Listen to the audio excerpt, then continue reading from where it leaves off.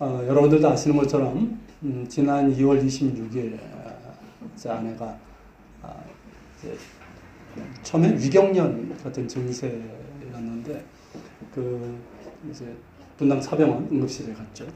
그래서 이제 엑스레이도 찍고 CT 촬영도 했는데 이 장마비 증세가 보였는데도 불구하고 의사들이 그냥 가볍다라고 얘기를 해요.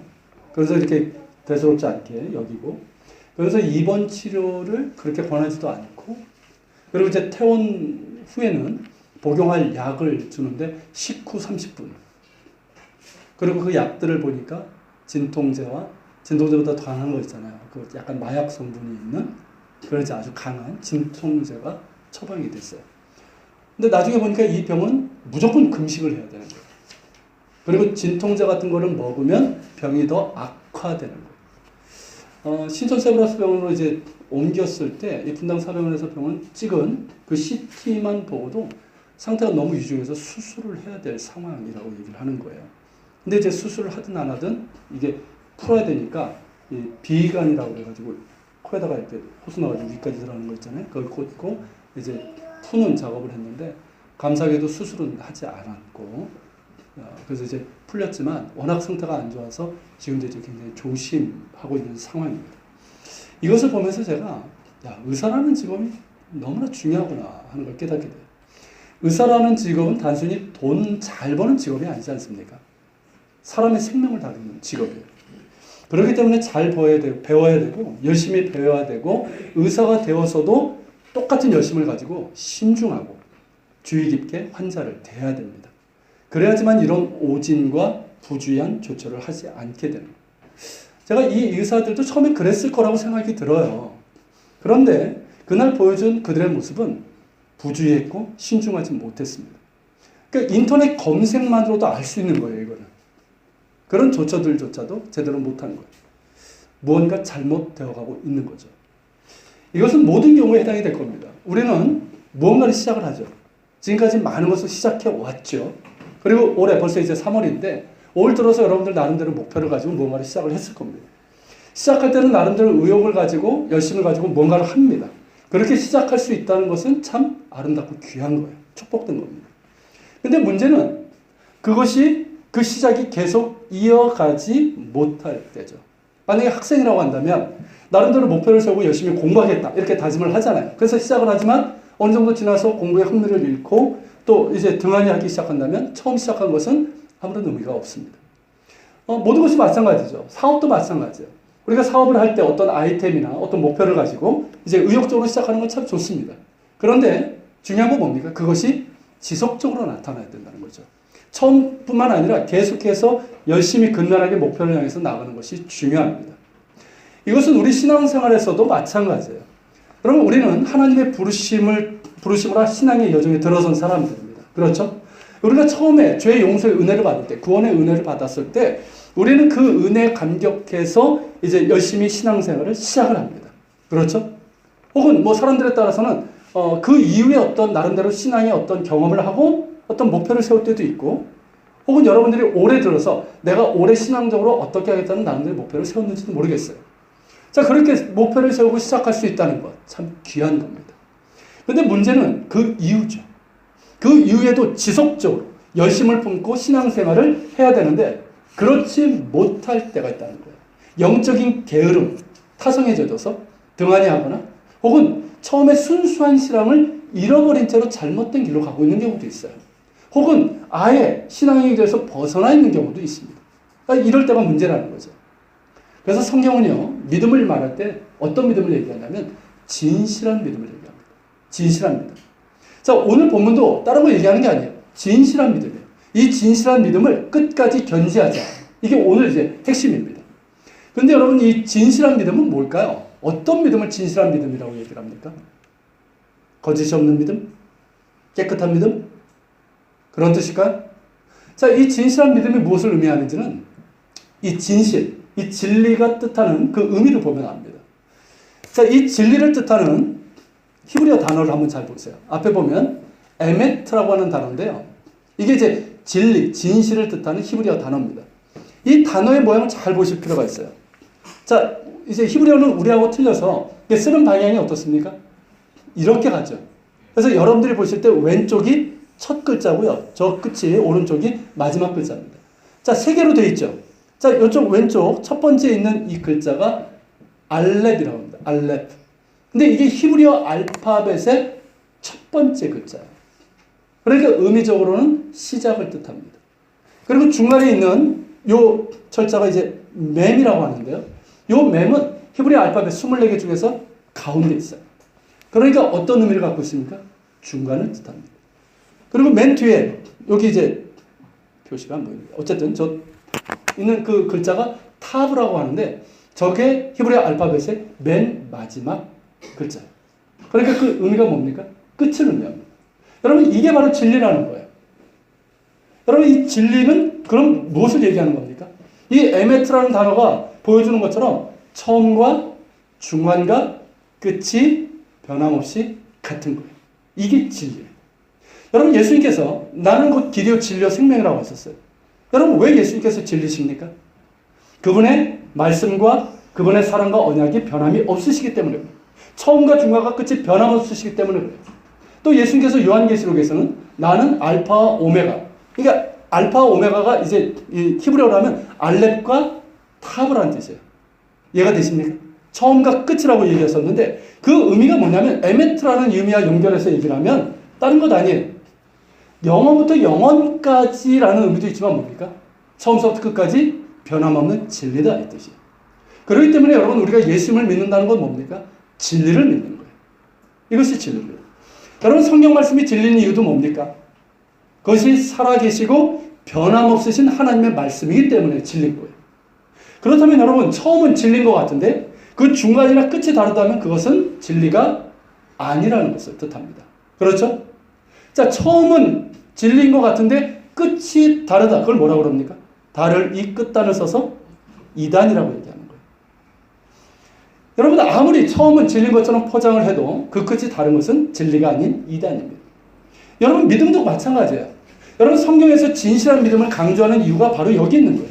진실한 믿음은 뭡니까? 단순히 어떤 깨끗한 믿음을 얘기하는 게 아니에요. 뭘 얘기합니까? 처음과 중간과 끝이 변함없이 계속 가는 그런 믿음을 얘기하는 거예요. 히브리서 저자가 본문에서 그것을 우리에게 권면하고 있습니다. 이게 11절이에요. 자, 같이 읽겠습니다. 우리가 간절히 원하는 것은 너희 각 사람이 동일한 부지런함을 나타내어 끝까지 소망의 풍성함에 이르러. 자, 히브리서 저자를 포함한 우리라고 했죠. 이게 이제 리더십이에요. 자, 믿음의 리더십들이 간절히 원하는 게 뭐라는 겁니까? 너희 각 사람이, 우리 각 사람이 동일한 부지런함을 나타내어서 소망의 풍성함까지 끝까지 가는 거예요. 여러분, 우리의 끝에는 뭐가 있습니까? 하나님께서 주신 풍성한 소망이 있어요. 약속이 있어요. 여러분, 상급이 있습니다. 믿습니까? 이게 있다는 거예요. 그것을 향해서 우리가 끝까지 가자는 거예요. 동일한 부지런함을 가지고 끝까지 가자는 거예요. 진실한 믿음을 얘기하고 있습니다. 이런 진실한 믿음을 우리에게 요청하고 있는 거예요. 여러분 히브리서의 1차적인 독자들이 누구라고 그랬죠? 그 당시에 메시아닉 주죠. 그죠? 유대인 신자들. 자, 그들의 경우 다 그런 건 아니에요. 근데 적어도 이 히브리서를 읽고 있는 이들 같은 경우는 어떻습니까? 이들은 다 배도한 사람들 안 읽었을 것이고 읽고 있는 이 사람들은 어떤 사람들일까요? 이러한 진실한 믿음을 지금까지 처음부터 지금까지 견지하고 있는 사람들이라는 거예요. 그것을 잘 보여주는 게 10절입니다. 자, 10절 같이 보겠습니다. 하나님은 불의하지 아니하사 너희 행위와 그의 이름을 위하여 나타낸 사랑으로 이미 성도들을 섬긴 것과 이제도 섬기고 있는 것을 잊어버리지 아니하시리라. 자, 여기 보면 두 가지가 나와요. 이게 뭡니까? 너희 행위와 사랑으로 성도들을 섬긴 것. 이 두 가지가 나옵니다. 그러니까 행위와 사랑, 이 두 가지가 나와요. 자, 유대인 신자들은 처음에도 그렇고 지금도 이것을 잘 하고 있다는 거예요. 이것을 하나님께서 결코 잊어버리지 아니하신다는 거예요. 그런데 여러분 행위라고 했을 때는 어떤 행위를 얘기하는 걸까요? 도대체 어떤 행위길래 하나님께서 결코 잊지 않으시고 기억하신다는 걸까요? 분명히 성경은 뭐라고 얘기합니까? 행위는 우리가 구원에 이를 수 없다. 의에 이를 수 없다고 그랬잖아요. 근데 이 행위는 도대체 어떤 행위길래 하나님께서 잊지 않으시고 기억하신다고 하시는 걸까요? 은혜에 기초한, 은혜가 동기가 되는 행위예요. 여러분 대표적인 예가 누군지 아십니까? 마리아입니다. 여러분 요한복음 12장에 보면 자 마리아 이 마리아는 누굽니까? 나사렛 누이 동생 마리아죠. 자 이 마리아가 값비싼 지극히 비싼 향유 곧 순전한 나드 한 그릇을 가져다가 예수님의 발에 붓고 자기 머리털로 예수님의 발을 닦는 장면이 나옵니다. 자 이 향유가 지극히 비싸다고 그랬는데 그 값이 어느 정도인지 우리가 알 수가 있어요. 자 가룟 유다가 그 모습을 보고 뭐라고 비난합니까? 너는 어찌해서 이 값비싼 향유를 300데나리온에 팔아가지고 가난한 자들에게 나눠주지 않느냐라고 책망을 합니다. 비난을 해요. 그렇다는 얘기는 이 가치가 얼마다? 300데나리온. 한 데나리온의 가치가 얼마입니까? 하루 품삯이죠. 그러니까 300일 동안 받을 수 있는 품삯이다. 요즘 하루 품삯이 보통 10만 원이라고 얘기를 하는데 그러면 300데나리온 얼마? 3천만 원. 3천만 원짜리 향유라는 거야. 별로 놀라지 않으세요? 굉장히 비싼 겁니다. 귀한 거예요. 근데 그것을 예수님의 발에다가 붓고 자기 머리털로 예수님의 발을 닦았다는 거예요. 이것이 이해가 됩니까? 가룟 유다는 결코 이해가 되지 않는 거예요. 아니 그 값비싼 향유를 헛되게 낭비하는 어리석은 행위, 정신 나간 짓으로밖에 보이지 않는 거예요. 여러분들은 어떤지 모르겠습니다. 마리아의 이런 행위가 이해가 되십니까? 낭비입니까? 가룟 유다가 얘기한 것처럼 낭비입니까? 낭비라면 낭비라고 할 수 있어요. 그러나 헛된 낭비가 아닙니다. 그것은 은혜에 대한 낭비예요. 여러분 마리아는 은혜를 알았던 사람이었어요. 예수님께서 예루살렘에 오실 때마다 누구 집에 머물렀습니까? 마리아 집에 머물렀어요. 그 나사로 남매 집에 머무셨어요. 그러면서 그때마다 마리아는 어땠습니까? 예수님 발밑에 앉아가지고 오로지 예수님의 입에만 집중이 돼 있어요. 그의 눈과 그의 귀 모든 것들 모든 신경이 예수님의 입에서 나오는 하나님의 말씀에 집중이 돼 있어요. 그러니까 그 하나님의 나라 하나님 나라의 복음을 듣는 것이 너무너무 좋은 거예요. 너무너무 행복한 거예요. 다른 것에 신경 두지 않았어요. 분주하지 않았어요. 막 이것저것 하느라고 그렇게 소홀하지 않았어요. 오직 예수님의 입에서 나오는 말씀에 집중을 했어요. 그 말씀이 하나님 나라의 복음이 그를 구원에 이르게 했습니다. 그러니까 그 자신이 말씀 안에서 뭐가 이루어졌을까요? 하나님 나라가 그 안에 임했어요. 그러니까 어떻습니까? 하나님 나라가 임하니 너무 행복하죠. 그러니까 그 찬송가 가사처럼 우리가 부르는 찬송가 가사처럼 그 어디나 하늘 나라가 되는 거예요. 자 그런 가운데 예수님께서 얼마 전에 죽었던 자기 오라비를 살려내셨어요. 자 슬픔을 기쁨으로 바꾸시는 은혜를 주셨어요. 근데 그때 예수님께서 뭐라고 말씀하셨습니까? 나는 부활이요 생명이니 나를 믿는 자는 죽어도 살겠고 영원히 죽지 아니라 이 말씀을 하셨어요. 이 말씀이 마리아의 심령 가운데 꽂혀버린 거예요. 이미 여러분 이 마리아의 심령에는 뭐가 있는지 아십니까? 부활의 생명이 꿈틀꿈틀거리고 있는 거예요. 이 은혜를 어떻게 할까요? 이 은혜를 받았는데 어떻게 할까요? 여러분 같으면 어떨 것 같습니까? 이런 은혜를 받았다면 여러분들은 어떻게 할 것 같아요? 이제 예수님의 마지막 길이에요. 예수님께서 이미 몇 번을 자신의 고난과 죽으심에 대해서 말씀을 하셨어요. 이제 어쩌면 예수님을 볼 수 있는 마지막 기회인지도 모르겠습니다. 자, 뭔가 드리고 싶습니다. 그 마지막 길에 내게 귀한 것을 뭔가 드리고 싶어요. 그것이 바로 향유 옥합이에요. 이 향유 옥합은 마리아의 어머니가 빨리 돌아가신 걸로 보통 얘기를 합니다.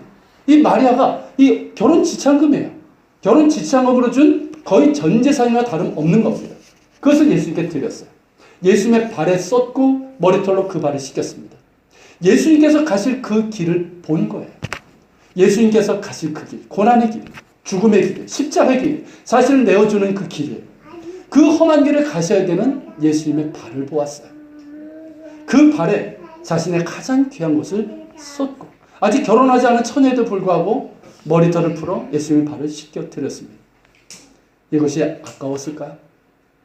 아니 내가 이 뭐하는 짓이야? 왜 정신 나간 짓이야? 이런 생각이 들었을까요? 아니에요. 전혀 아깝지 않아요. 아니 더 드리고 싶어요. 그 은혜를 생각하면 내 목숨까지도 드리고 싶어요. 그렇게 자신의 모든 것을 예수님께 드린 겁니다. 어떻게 이것이 가능할까요? 우리는 너무 영리합니다. 그래서 너무 계산하는 게 익숙하고요. 나의 이해타산에 빠르고 너무나 합리적이어서 마리아의 이런 행위가 이해되지 않을 수도 있습니다. 그런데 만약에 여러분들이 마리아의 이런 행위가 조금이라도 이해가 된다면 그것은 여러분 자신이 은혜를 아는 사람이라는 것을 뜻합니다. 은혜를 아는 사람은 마리아의 이런 행위가 결코 정신 나간 짓도 아니고 귀한 것을 헛되게 낭비하는 어리석은 짓이 아니라는 것을 압니다. 그렇지 않습니까? 마리아는 은혜를 아는 사람이었고 그녀의 행위의 동기는 오직 은혜였어요. 은혜가 동기였어요. 그 은혜에 의존하는 행위였습니다. 이게 여러분 믿음이에요. 여러분 믿음은 은혜에 기초합니다. 그리고 은혜가 동기가 되는 모든 행위가 바로 믿음의 행위예요. 지금 히브리서에서 그걸 얘기하고 있는 거예요. 여러분 우리는 조금씩 다를 수 있겠지만 우리가 하는 모든 행위들이 그 동기가 내가 받은 은혜가 된다면 그 행위는 뭐가 될까요? 믿음의 행위가 되는 거예요. 그것을 하나님께서 기억하십니다. 그리고 내가 했던 모든 믿음의 행위는 그 동기가 무엇이기 때문에? 은혜의 행위이기 때문에 자랑할 게 없는 거예요. 교만할 것도 없는 거예요. 혹은 누가 알아주지 않는다고 삐질 거 없어요. 상처받을 이유도 없는 거예요. 왜냐하면 그 동기가 은혜이기 때문에. 여러분 은혜를 아는 사람의 믿음의 행위 중에서 가장 대표적인 게 뭔지 아십니까? 그게 사랑이에요. 사랑의 섬김이에요. 그렇기 때문에 오늘 본문에 보면 행위와 뭘 연결하고 있습니까? 사랑의 섬김을 같이 연결시키고 있는 거예요. 그런데 여러분 어떤 사람이 성도를 사랑으로 섬길 수 있을까요?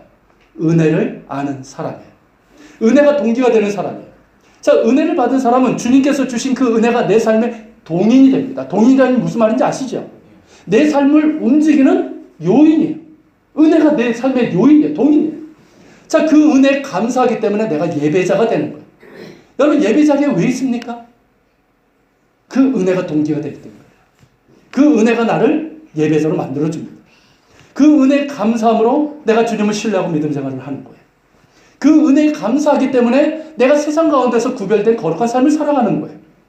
그리고 그 은혜에 감사함으로 성도들을 사랑하고 섬기는 겁니다. 여러분 은혜를 아는 자는 사랑으로 섬깁니다. 다른 이유 때문에 섬기지 않아요. 내 욕심 때문에.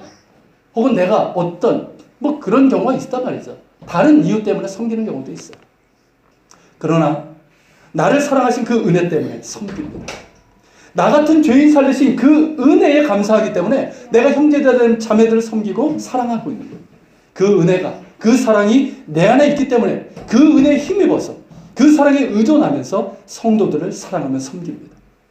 이 사랑의 섬김을 하나님께서 결코 잊지 아니하십니다. 그런 면에서 여러분들은 어떠하십니까? 형제자매들을 사랑하며 섬기고 있습니까? 무엇이 동기입니까? 여러분 친한 겁니까? 나랑 친한 거, 나와 가까운 거, 나와 비슷해서? 혹은 어떤 의무감입니까? 아니면 주님의 은혜이고 주님의 사랑 때문입니까?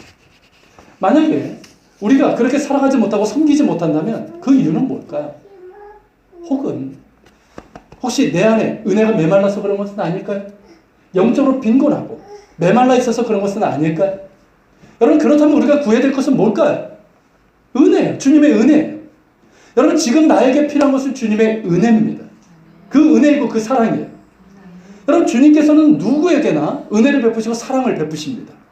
그런데 여러분 내가 은혜의 위기를 느끼고 있다는 것은 뭘 얘기하는 겁니까? 그것은 내가 그 은혜에서 벗어나 있음을 뜻하는 거예요.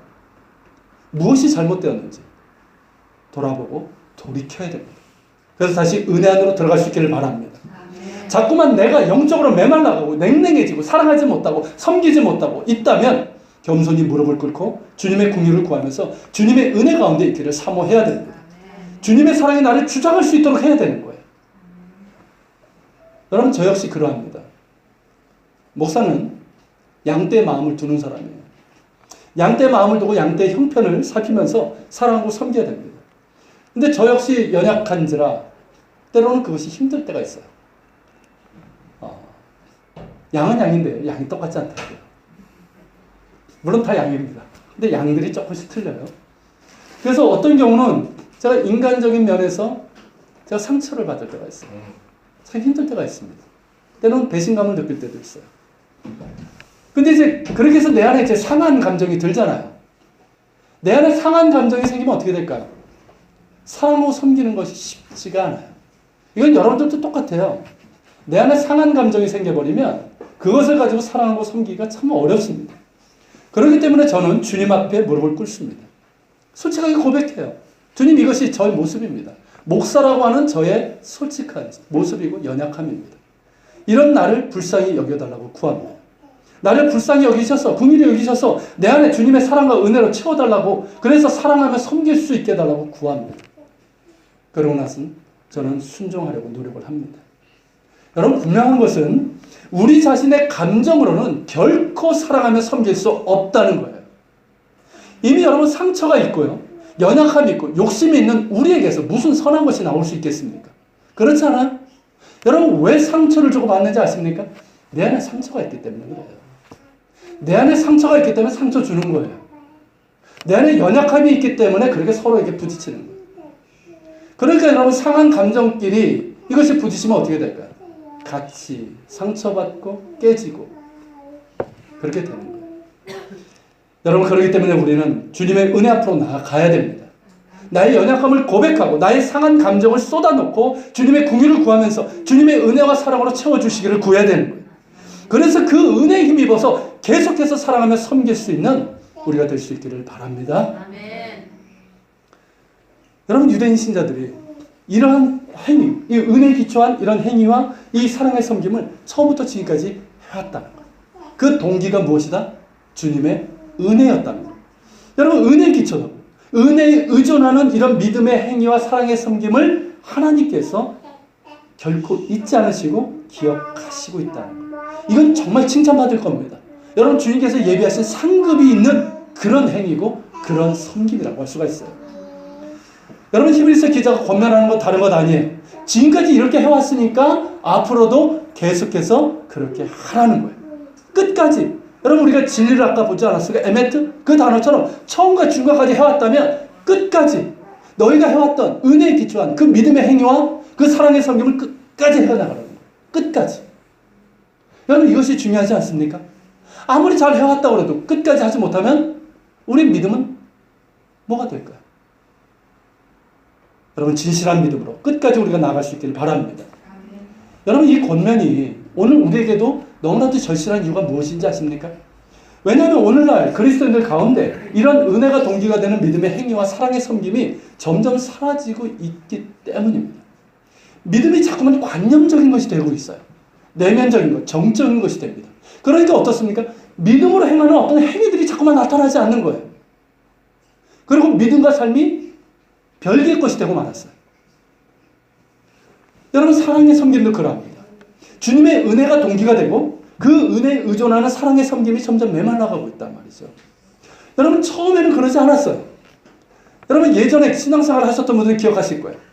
여러분, 한국교회가 처음에는 그러지 않았어요. 정말 뜨겁고 순수했던 때가 있었습니다. 여러분, 예전에 이렇게 뭐 좋은 의자에 앉았던 거 아니잖아요.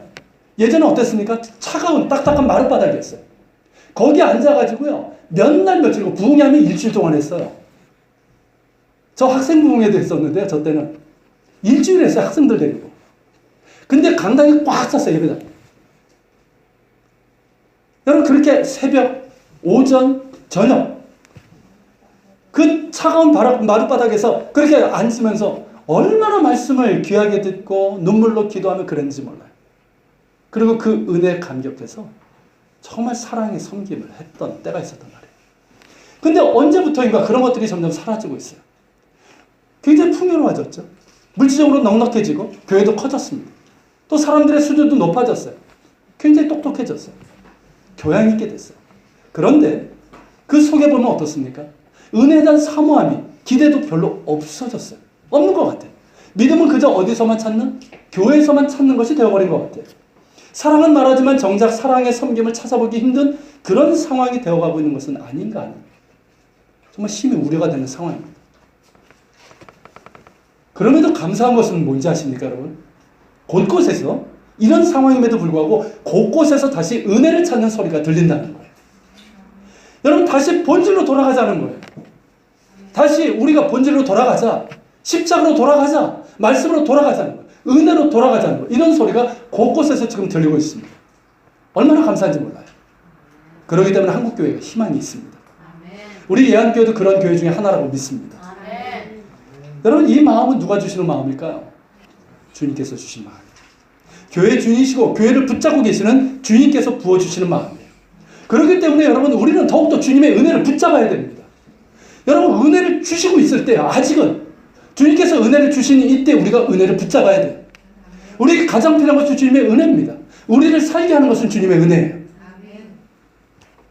여러분 그 은혜를 사모하면서 그 은혜를 붙잡고 계속해서 나아갈 수 있기를 바랍니다. 아멘. 끝까지 정말 끝까지 주님 앞에 서는 그날까지 끝까지 은혜만 의존해서 나아갈 수 있는 우리가 될 수 있기를 바랍니다. 아멘. 근데 여러분 오늘 본문에 보시면 자, 히브리서 기자는 11절에서 밑줄을 쳤는데요. 동일한 부지런함을 얘기하고 있습니다. 그리고 12절에서는 게으르지 아니할 것을 얘기하고 있어요. 여러분 이 부지런함과 게으름은 반대말이죠. 근데 여러분 이것은 공통점이 있습니다. 뭔지 아십니까? 부지런함과 게으름의 공통점은 뭘까요? 전염성이 있다는 거예요. 전염성. 꾸준함? 꾸준히 게으른 경우도 있죠. 전염성이에요. 여러분 게으름은 전염성이 있습니다. 실제로 보세요. 여러분 개인도 마찬가지죠. 여러분들이 무언가를 이렇게 뭐 열심히 하다가 무언가를 막 하다가 어떤 이유 때문에 그것을 손을 놓을 때가 있죠. 자, 그때 그걸 잡지 못하면 어떻게 될까요? 게으름이 들어오기 시작합니다. 그러면서 별로 하기 싫어. 귀찮아져요. 그러니까 어떻게 됩니까? 게으름이 내 안에 팍 퍼지는 거예요. 그러면서 게을러지고 더 심해지는 거예요. 여러분 게으름과 같은 의미를 쓸 수 있는 단어들이 있어요. 뭔지 아십니까? 태만, 매너리즘, 대충 하는 것, 부주의하는 것, 지겨운 것, 무관심, 무기력, 나약함 이런 것들. 이게 다 게으름에 속하는 거예요. 그러니까 이게 다 게으름의 범주에 있어요. 여러분 이 게으름은 그런 식으로 확산이 되는 거예요. 내 삶에서도. 여러분 영적 게으름은 더합니다. 영적으로 게을러지면 어떻게 될까요? 신앙생활에 부주의해져요. 그러면 신앙생활이 따분해져요. 재미없어요. 따분해져요. 그리고 태만해지고 매너리즘에 빠집니다. 그냥 교회 가니까 가는 거예요. 주일이니까 가는 거예요. 이해가 되십니까? 뭔 얘기인지? 그리고 영적인 것, 영적인 성숙에 대해서 무관심해져요. 그러니까 어떻게 됩니까? 무기력해지고 나약한 그리스도인이 되고 마는 거예요.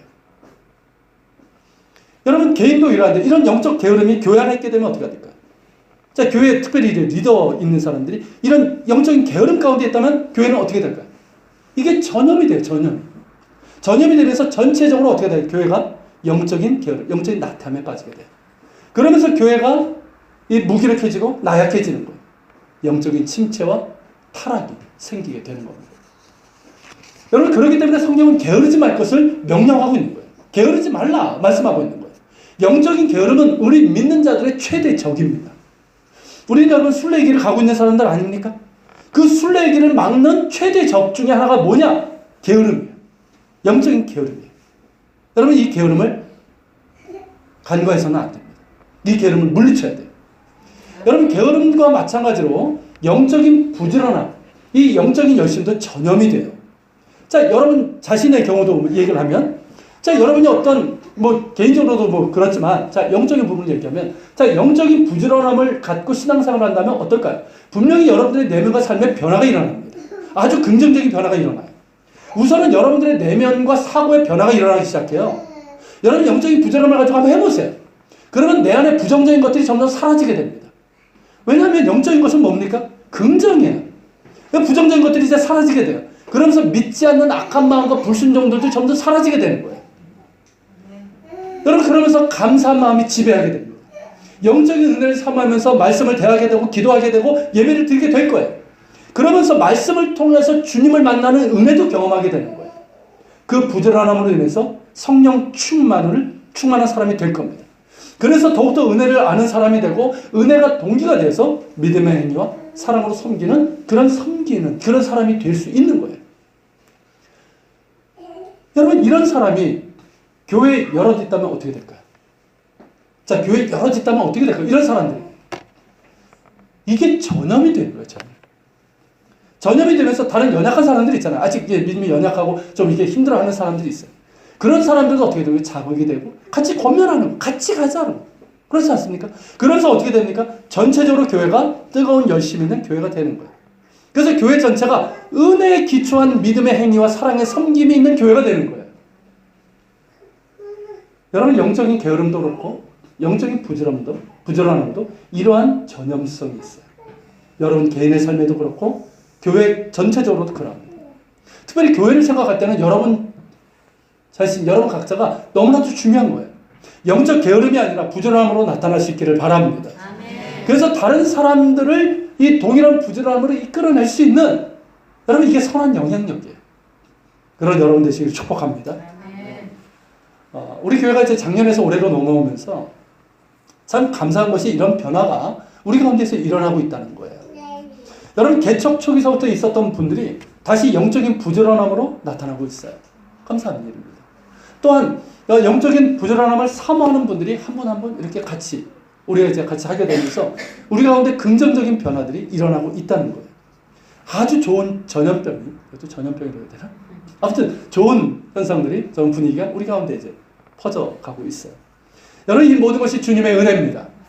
우리 교회를 세우시고 또 붙으시고 사랑하시는 주님의 은혜인 줄 알고 감사를 드립니다. 그러게 여러분, 사랑하는 여러분, 같이 갑시다. 같이 갑시다. 우리를 사랑하시는 주님의 은혜를 더욱더 사모하면서 그 은혜를 붙잡고 끝까지 이 길을 갑시다. 우리 모두가 동일한 부지런함을 나타내서 끝까지 소망의 풍성함에 이룰 수 있길 바랍니다. 여러분 우리의 끝에는 뭐가 있습니까? 주님께서 우리에게 주신 소망의 풍성함이 있어요. 약속이 있습니다. 여러분 상급이 있어요. 여러분 그것을 바라보면서 끝까지 동일한 부지런함을 가지고 끝까지 이 길을 갈 수 있기를 바랍니다. 그래서 주님의 영광을 드러낼 수 있고 주님의 영광을 함께 볼 수 있는 우리 모두가 되시기를 주의 이름으로 축원합니다. 같이 기도하겠습니다. 오늘 말씀을 기억하면서 같이 기도합시다. 주님, 우리를 부르신 그 은혜 때문에 우리가 주님 신앙의 길을 갑니다. 근데 때로는 우리가 잘 가기도 하지만 그렇지 못할 때도 있습니다. 우리의 연약함이 있습니다. 그러기에 주님 우리가 주님의 은혜를 더욱더 붙잡습니다. 사모합니다. 주님 그 은혜에 기초한 우리의 행위가 되게 해주시고 그 은혜의 기초에서 사랑하며 섬길 수 있는 우리가 되기를 원합니다. 우리에게 주신 은혜가 큽니다. 더 은혜를 사모하게 하시고 끝까지 진실한 믿음으로 주님 나아갈 수 있도록 도와주셔서 우리의 끝에 있는 소망의 풍성함과 약속과 그 축복을, 그 상급을 누릴 수 있는 우리가 되게 해주시고 또 우리 교회, 우리 예한교회를 통해서 주신 그 은혜를 우리가 붙잡으면서 주님의 영광을 볼 수 있는 우리가 되게 하여 주시옵소서. 우리 같이 기도하며 주님 앞에 나옵시다. 같이 기도합니다.